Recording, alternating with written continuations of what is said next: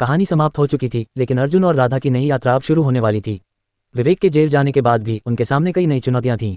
अर्जुन अपने परिवार के टूटे रिश्तों को सुधारना चाहता था, लेकिन उसके माता पिता अभी भी इस सच्चाई को स्वीकार नहीं कर पा रहे थे कि उनका बड़ा बेटा विवेक दोषी था।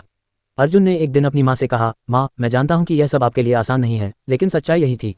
मैं चाहता हूँ कि हम एक नई शुरुआत करें। उसकी माँ ने आंसू भरी आंखों से उसे देखा, लेकिन कुछ नहीं कहा। राधा ने भी अपने खोए हुए साम्राज्य को फिर से खड़ा करने की ठानी। अर्जुन ने उसके साथ मिलकर एक नई कंपनी की नींव रखी, जहां पारदर्शिता और ईमानदारी सबसे महत्वपूर्ण मूल्य थे। वे चाहते थे कि जो कुछ उन्होंने झेला वह किसी और को न झेलना पड़े। लेकिन ये दुनिया इतनी सरल नहीं थी। विवेक के कुछ पुराने साथी अभी भी उसे वापस लाने की योजना बना रहे थे। वह बाहर आएगा, और जब आएगा तो सबसे पहले अर्जुन और राधा से बदला लेगा, उनमें से एक ने कहा। अर्जुन और राधा को यह अंदाजा नहीं था कि उनका असली इम्तिहान अभी बाकी था। नया अध्याय जल्द ही। कुछ महीनों बाद अर्जुन और राधा की कंपनी तेजी से आगे बढ़ने लगी। उनकी ईमानदारी और मेहनत ने लोगों का भरोसा जीत लिया था। वे दोनों यह मान चुके थे कि अब उनके जीवन में स्थिरता आ गई है, लेकिन उन्हें यह नहीं पता था कि अंधेरे में कोई अब भी उनकी हार की साजिशें रच रहा था। अचानक आया तूफान। एक शाम जब अर्जुन और राधा अपने नए प्रोजेक्ट के लिए काम कर रहे थे, तब अर्जुन के फोन पर एक अनजान नंबर से कॉल आया। उसने कॉल उठाया और दूसरी तरफ से एक जानी पहचानी आवाज आई। भाई, मैं लौट आया हूँ। आवाज विवेक की थी। अर्जुन का चेहरा सख्त हो गया। उसने धीमी आवाज में कहा, तुझे जेल से इतनी जल्दी रिहाई कैसे मिल गई, विवेक? विवेक हंसा। तुम्हें सच में लगता है कि मैं हमेशा के लिए अंदर रहूंगा? तुम्हें शायद मेरे पुराने दोस्तों की ताकत का अंदाजा नहीं है, लेकिन चिंता मत करो, मैं तुमसे बदला लेने नहीं आया, अभी नहीं। अर्जुन को विवेक की बातों पर भरोसा नहीं था। उसने राधा की तरफ देखा और उसे इशारा किया कि कुछ गड़बड़ है। नया खेल शुरू। अगले ही दिन अखबारों में एक चौंकाने वाली खबर छपी। अर्जुन की कंपनी पर धोखाधड़ी के आरोप, सरकार कर रही है जांच। राधा ने खबर पढ़ते ही हैरानी से अर्जुन की तरफ देखा। ये कैसे हो सकता है? हमने तो हर कागजात ईमानदारी से बनाए थे। अर्जुन को तुरंत समझ आ गया कि यह विवेक की नई चाल है।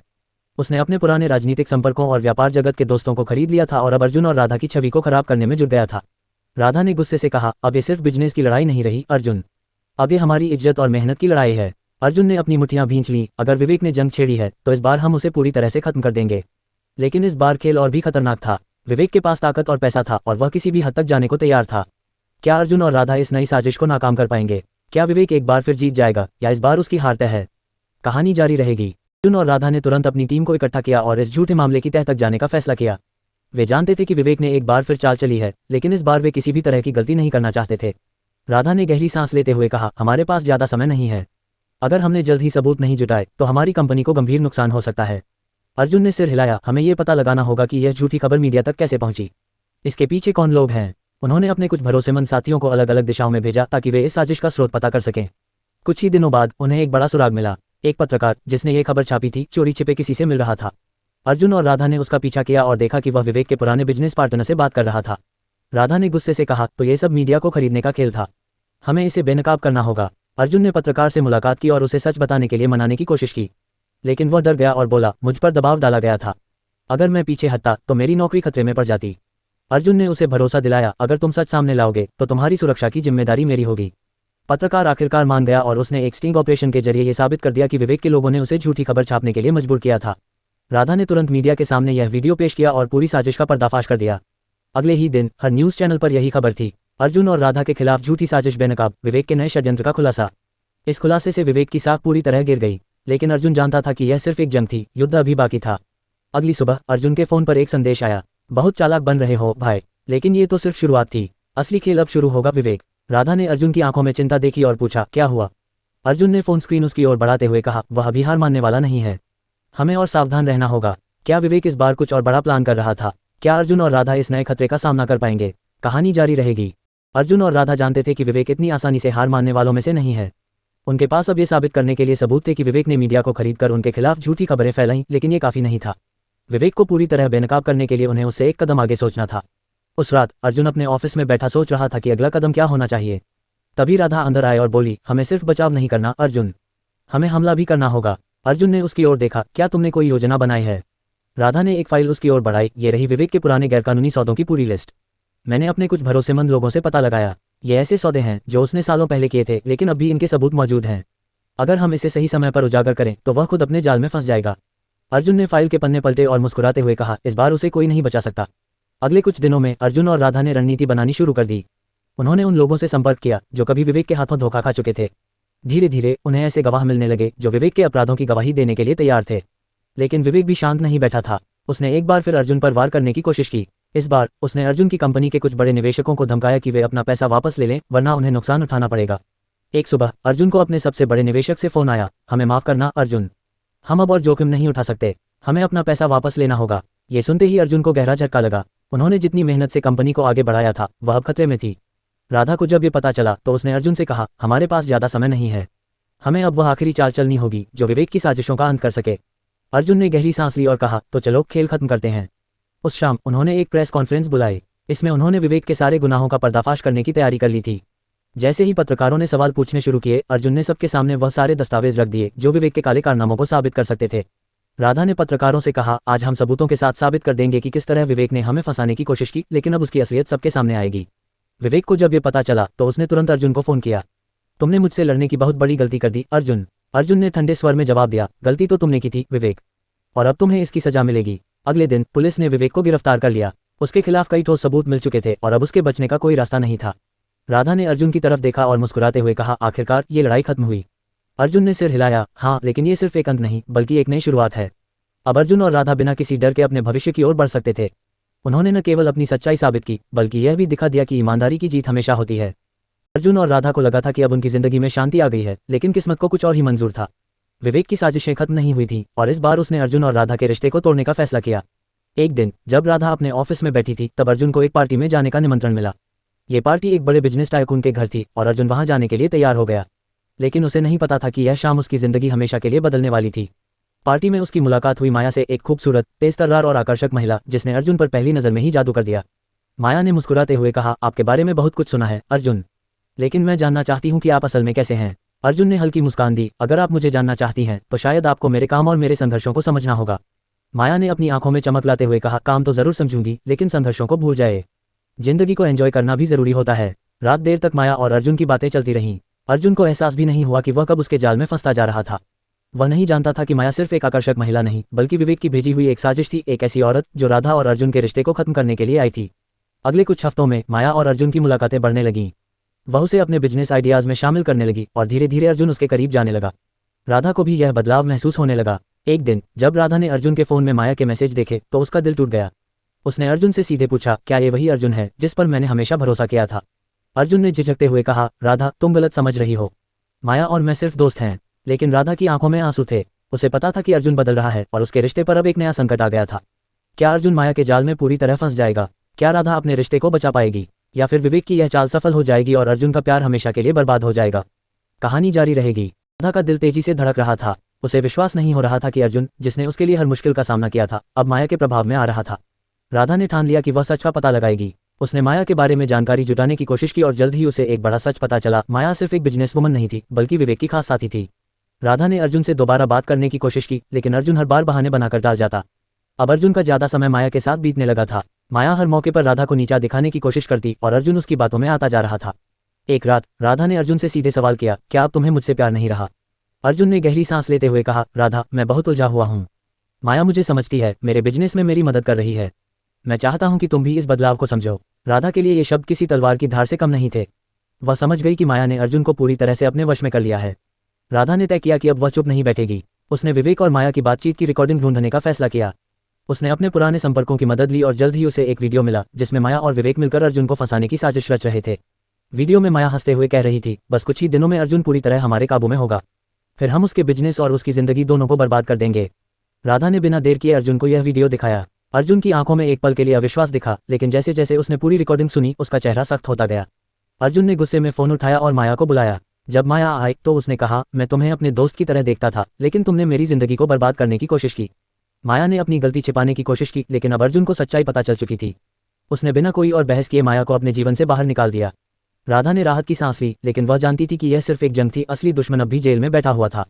क्या विवेक अब भी कोई नई साजिश रचेगा? क्या अर्जुन और राधा का रिश्ता पूरी तरह ठीक हो पाएगा? कहानी जारी रहेगी। अर्जुन के मन में पछतावे का तूफान था। उसने राधा की ओर देखा जिसकी आंखों में दर्द और नाराजगी साफ झलक रही थी।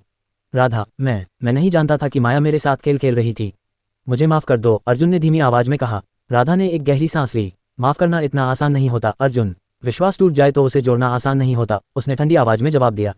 अर्जुन चुप रहा। उसे पता था कि राधा सही कह रही थी, लेकिन असली खतरा अभी खत्म नहीं हुआ था। माया का भंडाफोड़ होने के बाद उसने सीधे जेल में बैठे विवेक को फोन किया।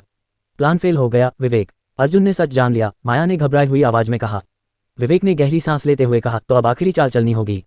अगर मैं हार रहा हूं तो अर्जुन को भी चैन से जीने नहीं दूंगा।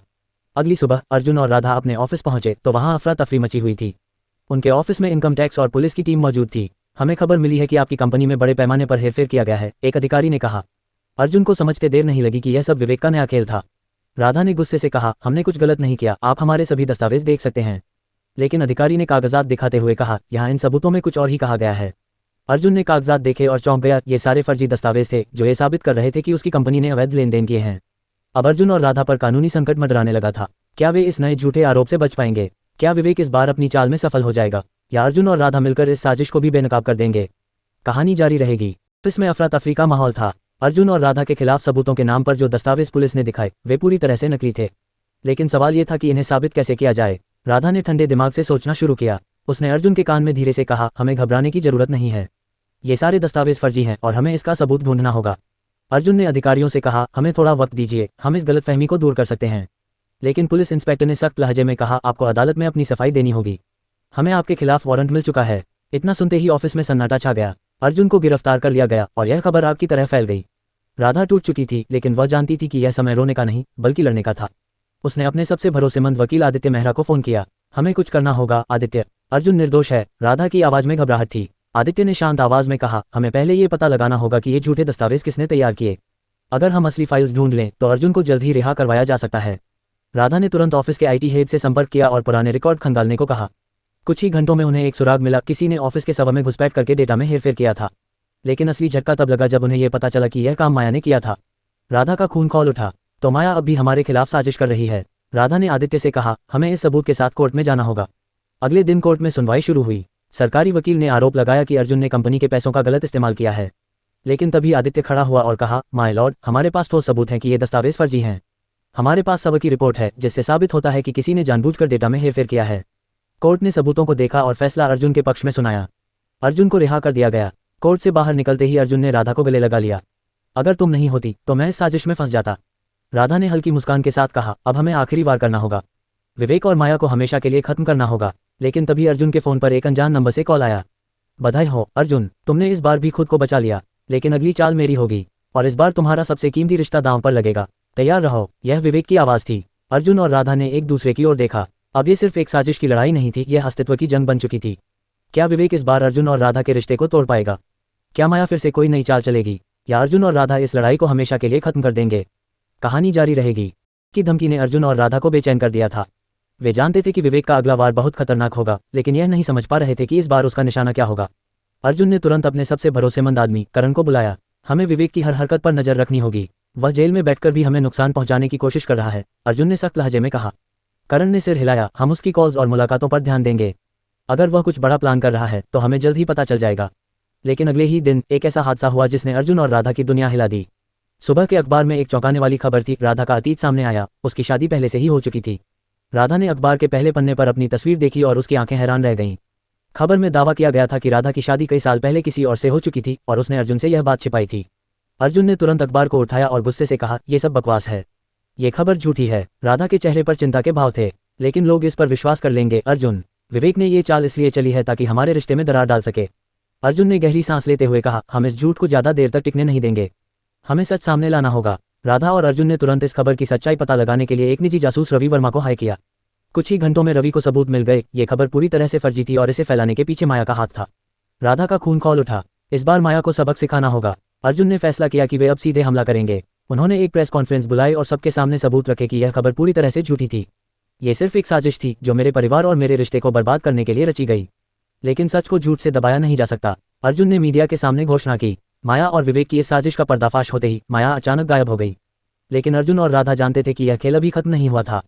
कुछ ही दिनों बाद अर्जुन को एक पार्सल मिला। उसमें एक धमकी भरा नोट था। इस बार तुम बच गए, लेकिन अगली बार तुम्हारा सबसे कीमती इंसान मुझसे नहीं बच पाएगा। खेल अब शुरू हुआ है। अर्जुन के चेहरे पर तनाव बढ़ गया। अब सवाल यह था, विवेक का अगला वार कौन होगा? क्या माया वापस लौटेगी और अर्जुन और राधा इस खतरे से खुद को कैसे बचाएंगे? कहानी जारी रहेगी। अर्जुन ने धमकी भरा नोट पढ़कर अपनी मुट्ठियां भींच लीं। वह समझ चुका था कि यह लड़ाई अब सिर्फ बिजनेस या इमेज खराब करने तक सीमित नहीं थी, अब ये जंग उसके अपनों की जिंदगी को निशाना बना रही थी। राधा ने नोट पढ़ते ही अर्जुन की ओर देखा। इस बार विवेक किसी बड़ी साजिश की तैयारी कर रहा है। हमें उसे रोकना होगा इससे पहले कि वह हमें कोई और नुकसान पहुंचाए। अर्जुन ने तुरंत करण और रवि वर्मा निजी जासूस को बुलाया। हमें पता लगाना होगा कि विवेक अब किस पर हमला करने वाला है। उसकी हर हरकत पर नजर रखनी होगी, अर्जुन ने सख्त लहजे में कहा। रवि ने सिर हिलाया। हम पहले से ही विवेक की कॉल्स और मुलाकातों पर ध्यान दे रहे हैं। हमें एक अजीब जानकारी मिली है, वह जेल के अंदर से किसी बड़े आदमी से संपर्क कर रहा है। कौन है वो? अर्जुन ने तुरंत पूछा। रवि ने एक फोटो अर्जुन के सामने रखी। ये है रणधीर चौहान, अंडरवर्ल्ड से जुड़ा हुआ एक नाम जो कई ब्लैकमेलिंग और हमलों में शामिल रहा है। अगर विवेक इसके संपर्क में है तो इसका मतलब है कि वह कोई घातक कदम उठाने वाला है। राधा का दिल तेजी से धड़कने लगा। इसका मतलब है कि वह सिर्फ बदनाम करने की साजिश नहीं कर रहा, वह इस बार हमला करवा सकता है। हमला और अपहरण। अर्जुन को एहसास हुआ कि वक्त बहुत कम है। उसने तुरंत अपने सिक्योरिटी बढ़ा दी और पुलिस को भी अलर्ट कर दिया। लेकिन इससे पहले कि वे कोई ठोस कदम उठा पाते, एक खतरनाक घटना हो गई। राधा का अपहरण हो गया। अर्जुन को एक वीडियो कॉल आई। स्क्रीन पर विवेक और माया के साथ राधा बंधी हुई थी। विवेक हंसते हुए बोला, अब देखता हूँ अर्जुन, तुम अपने प्यार को कैसे बचाते हो। अगर तुम्हें राधा को जिंदा देखना है तो तुम्हें अपने बिजनेस के सारे शेयर मेरे नाम करने होंगे। अर्जुन का खून खौल उठा। उसने गुस्से में कहा, तू जो भी कर ले, मैं तुझे नहीं छोड़ूंगा विवेक। माया ने ठंडी मुस्कान के साथ कहा, बातों से कुछ नहीं होगा अर्जुन। हमारे पास सिर्फ 24 घंटे हैं, वरना राधा को हमेशा के लिए भूल जाओ। अर्जुन अब दोराहे पर खड़ा था। क्या वह अपने बिजनेस को छोड़कर राधा को बचाने का फैसला करेगा, या वह विवेक को हराने की कोई और चाल चलेगा? वक्त कम था और फैसला लेना जरूरी था। कहानी जारी रहेगी। अर्जुन के सामने सबसे कठिन फैसला था, क्या वह अपना पूरा साम्राज्य विवेक को सौंपकर राधा की सुरक्षा सुनिश्चित करे, या फिर कोई ऐसी रणनीति अपनाए जिससे राधा भी सुरक्षित रहे और वह अपना सब कुछ भी न खोए। उसने गहरी सांस ली और करण को इशारा किया। हम सीधे टकराव नहीं कर सकते, हमें सोच समझकर आगे बढ़ना होगा, अर्जुन ने ठंडे स्वर में कहा। करण ने तुरंत रवि वर्मा, निजी जासूस को फोन लगाया। हमें राधा के ठिकाने का जल्द से जल्द पता लगाना होगा। रवि ने कुछ देर बाद जानकारी दी, मुझे एक पुरानी फैक्ट्री का लोकेशन मिला है जहां हाल ही में संदिग्ध गतिविधियां देखी गई हैं। मुमकिन है कि राधा वहीं हो। अर्जुन को अब देर नहीं करनी थी। रात का मिशन। अर्जुन, करण और उनकी भरोसेमंद टीम उस पुरानी फैक्ट्री के पास पहुंची। अंधेरे में सब कुछ शांत लग रहा था, लेकिन अंदर खतरा छिपा था। सावधानी से चलो, विवेक हमें चौंका सकता है, अर्जुन ने धीमे स्वर में कहा। वे फैक्ट्री के अंदर घुसे और अलग अलग दिशाओं में फैल गए। अचानक एक कमरे से राधा की हल्की आवाज आई, अर्जुन ने फौरन दरवाजा खोला और अंदर घुसा। वहां राधा बंधी हुई थी और ठीक सामने विवेक और माया खड़े थे। वाह अर्जुन, मुझे पता था कि तुम आओगे, विवेक ने ठहाका लगाया। माया ने तीखी मुस्कान के साथ कहा, अब देखना यह है कि तुम यहाँ से कैसे बाहर निकलते हो। लेकिन इससे पहले कि वे कुछ कर पाते, अर्जुन की टीम ने तेजी से आगे बढ़ते हुए स्थिति को नियंत्रित कर लिया। करण ने माया को रोक लिया और अर्जुन ने विवेक का सामना किया। अंतिम टकराव। अर्जुन ने विवेक की ओर देखते हुए दृढ़ स्वर में कहा, तुमने मेरे परिवार और मेरे रिश्तों को तोड़ने की बहुत कोशिश की, लेकिन अब तुम्हारी साजिशें खत्म हो चुकी हैं। पुलिस के सायरन की आवाज आई और अगले ही पल पुलिस अंदर पहुंची।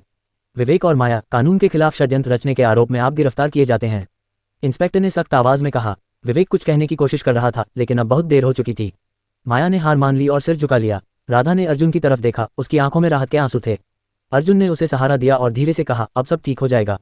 राधा ने मुस्कुराते हुए जवाब दिया, हमने ये लड़ाई जीत ली अर्जुन, अब कोई हमें अलग नहीं कर सकता।